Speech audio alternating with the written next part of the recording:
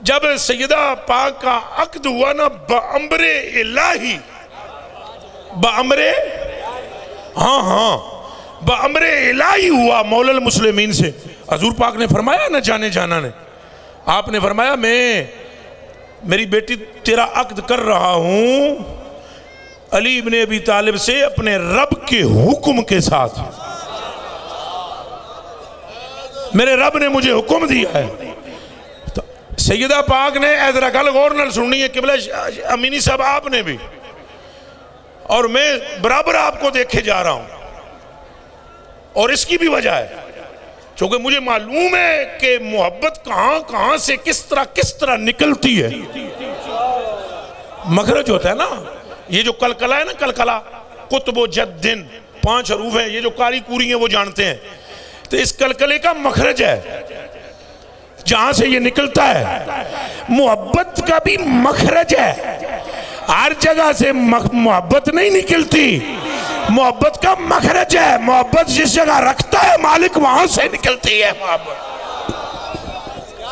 और हमें मखारज का पता है। मेरी जान आप पर कुर्बान, सैयदा ज़हरा पाक सलामुल्लाह अलैहा ने अर्ज की, अब्बा जान सारी दुनिया की बेटियों की शादियां होती हैं, मेरी भी हो रही है, ये मार कितना मुकर्रर हुआ है? आपने फरमाया मैंने अली से कहा है कि ज़रा बेच। हज़रत उस्मान गनी रज़ी अल्लाह ताला अन्हु ने वो ज़रा ख़रीदी, फिर ज़रा वापस दे दी, ज़रा तोहफ़तन दे दी, पैसे भी दे दिए। लेकिन सैयदा ज़हरा ने क्या कहा ये सुने।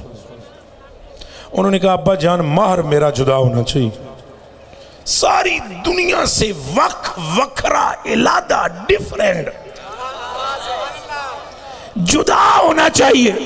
कहा मेरी बेटी क्या मार मांगती है, कहा अपने रब से कहें कि मेरी बेटी तुझसे मार मांगती है, जो अकद मेरा भी तो तू कर रहा है ना, तो मार भी तू दे।